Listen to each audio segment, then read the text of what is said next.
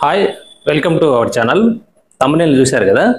జనరల్గా బీర్ తాగితే మందు తాగితే ఎంత రేటింగ్ వస్తుంది, అసలు నార్మల్ బీఎస్సీ లెవెల్స్ ఎంత, ఈ వీడియో ఎండింగ్ వరకు చూస్తే మీకు క్లారిటీ వస్తుంది.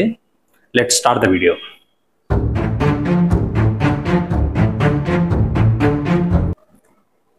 జనరల్గా ఈ బ్రీత్ అనలైజ్ అనేది 1936లో అమెరికన్ బయోకెమిస్ట్ అయినటువంటి రోలర్ నెయిర్ గాడ్చర్ అనే అతను కనుక్కున్నాడు. ఫస్ట్లో దీన్ని డ్రంకోమీటర్గా పిలుస్తూ ఉన్నారు. ఇండియాలో మొట్టమొదటిసారిగా దీన్ని మోటార్ వెహికల్ యాక్ట్ 188 ప్రకారం 1988లో ఇంట్రడ్యూస్ చేసినారనమాట. ఈ నార్మల్ బీఎస్సీ లెవెల్స్ వచ్చి 30 mg/dl. మన బాడీలో ఉండే ఆల్కహాల్ను జనరల్గా mg/dlతో కొలుస్తారు. మిల్లీగ్రామ్స్ పర్ డెసిలీటర్ అంటాం అనమాట. నార్మల్ బీఎస్సీ లెవెల్ వచ్చి 30.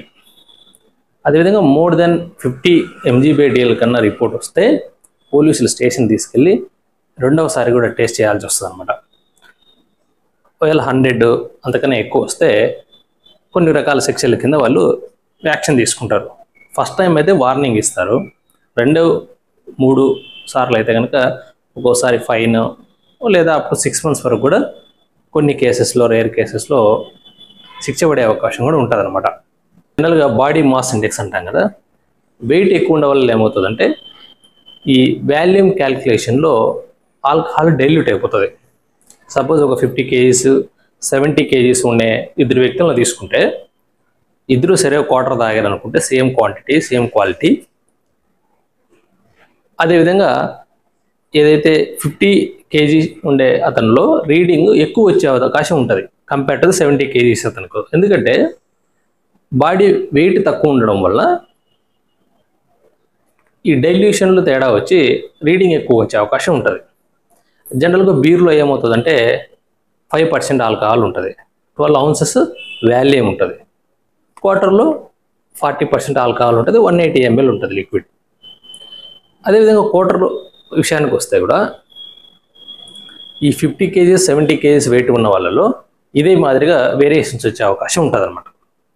ఇక మూడో అంశం వచ్చి బాడీ స్ట్రక్చర్.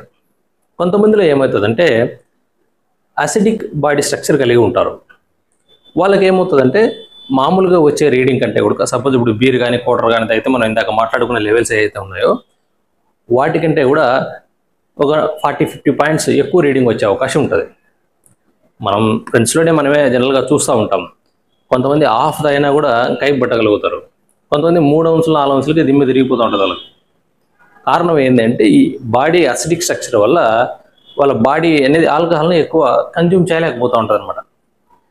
ఈ అసిడిక్ స్ట్రక్చర్ అనేది ఈ విధంగా పనిచేస్తుంది. జనరల్గా 2 to 6 hours లోపు అయితే కనుక మనకి రిపోర్ట్లో యాక్యురేట్గా బ్రీత్ టెస్ట్లో వస్తుంది. మోర్ దెన్ 10 hours అనుకోండి, లంగ్స్ ద్వారా యూరిన్ ద్వారా ఈ ఆల్కహాల్ అంతా ఎక్స్క్రియేట్ అయిపోతుంది కదా, ఆటోమేటిక్గా రీడింగ్లో తక్కువ వచ్చే అవకాశం ఉంటుంది.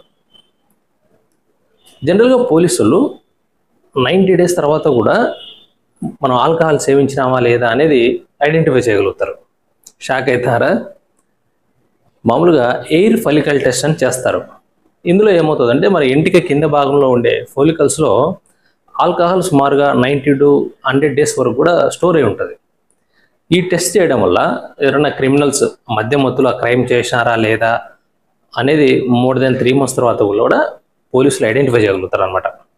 ఏది ఏమైనా కూడా do not drunk and drive, be safe.